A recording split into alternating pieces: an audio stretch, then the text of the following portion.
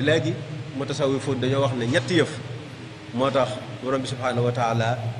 indi ñu ci suuf muy ngir ñu wuutu ko ci kaw suuf nekk ay représentant beneen bi mooy ngir ñu jaamu yàlla ñetteel bi mooy ñu dundal suuf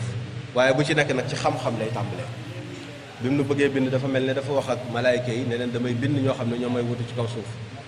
ñu ne ko xanaa bu boobaa ñun lay doon ndax nun ay bindeef lañ yoo xam ne sa ndigal rek la ñu jëfee loolu def loolu la ñuy def duñ def sax la ñuy tere mu ne leen nag man maa xam lu ngeen xam daal di bind sunu maam aadama waaye ba mu ko bindee itam da ko jàngal xam-xam wa id qaala rabbuka lil malaikati inni jaa'ilun fi l ardi xalifa qaalu atajalu fiha man yufsidu fiha wa yasfiku dima wa nahnu nusabbihu bihamdika wa nuqaddisu lak qaala inni a'lamu ma la ta'lamu waaye lu mu ci teg wa allama aadama al asmaa kullaha ثم عرضهم على الملائكة فقال أنبئوني بأسماء هؤلاء إن كنتم صادقين قالوا سبحانك لا علم لنا إلا ما علمتنا إنك أنت العليم الحكيم kon li tax yàlla yow indi nu fi moo tax nu wóotu ko ci kaw suuf nekk représentant waaye borom barab bi ni mu fonke woon doomu aadama ni mu fonke woon xale kon loolu misaal la ci suuf yanke yi ni ñu fonke nit ngir li tax yàlla indi ko fi mu nekk kuutaayam ci kaw suuf ñaareel ba muy ñu jaamu yàlla wa maa xalaqtul jinna wal insa illa li yaabuduni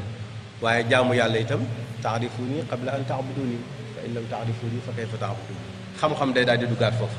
waaye ñu ngi fii ci jàkka joo xam ne Cheikh Saalih moo ko fi tabaxoon alhamdulilah kon loolu lu ko gën a symbolique wala lu ko gën a firnde ci jaamu yàlla gi nga xam ne mooy ñaareelu ponk bi suuf yaa ngi koy wax ne moo nu fi indi mooy boobu ñetteel bi nag mooy nu dundal suuf huwa allazi anshaakum min al ardi wastaamarakum fiha yàlla def noo bind ngir nu dundal suuf nag mooy xéewal yi nga xam ne yàlla def na ko ci kaw suuf ñu mën koo jariñoo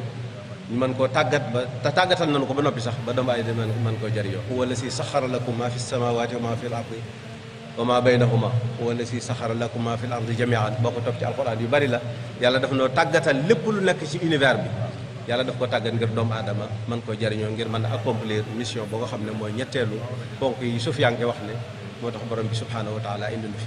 kon ñett yooyu yëpp dafay daal di daje ci liggéey bi tax defe naa ne kuy joxe misaal ci liggéey itam mën ngaa joxe misaal ci borom pàkk bu tedd bii muy Cheikh Saalih